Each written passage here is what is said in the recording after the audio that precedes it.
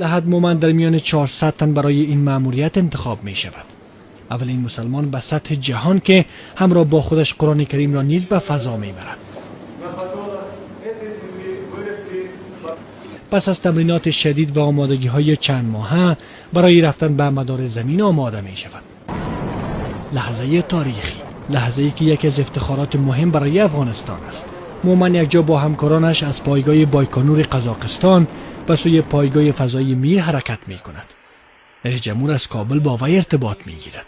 فضانورد افغان نیز در مورد این البته راکتی است که در بایکانور است. در روز فضاپیمای سیوز تیم 6 است که توسط از او عبدالاحد مومند همراه لیاخوف قماندان خود سفینه بود و همچنان و این عکسی را که میبینید دکتر صاحب نجیب الله فامیلای اردو که هانورد در قصر دروکشاس در ارک خواسته و اوشا البته با اونا ملاقات داره.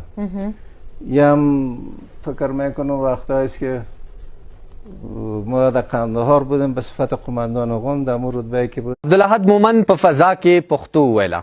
د مومند مور د خپل زوی په اړه ډیره اندېښنه درلودله، نو د هغه وخت ولسمشر ډاکټر نجیب الله ورته د خپل زوی سره د سټلایټ له لارې ټلیفوني اړیکه برابره کړه. په دې ترتیب پښتو څلورمه ژبه شوه چې په فضا کې پرې خبرې وشوې.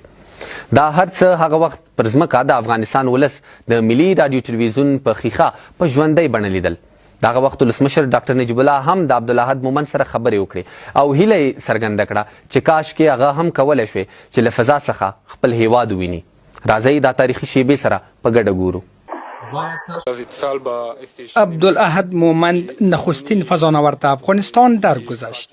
چهره‌ای که نامش با یکی از مهمترین دستاوردهای علمی این کشور گره خورده بود، روز یکشنبه در سن 67 سالگی بر اثر بیماری سرطان در آلمان چشم از جهان بست.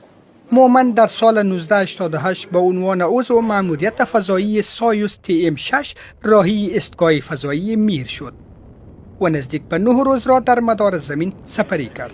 سفری که او را به نخستین افغان و چهارمین مسلمان جهان تبدیل کرد. На тренажерах они бывали, эти ситуации, но они же проигрываются очень быстро. Мы же не в реальном времени, в масштабе времени. Метров, может быть, десятки метров спускаемого аппарата, и мы сейчас вот через несколько секунд увидим момент касания. Есть! Сработали двигатели мягкой посадки.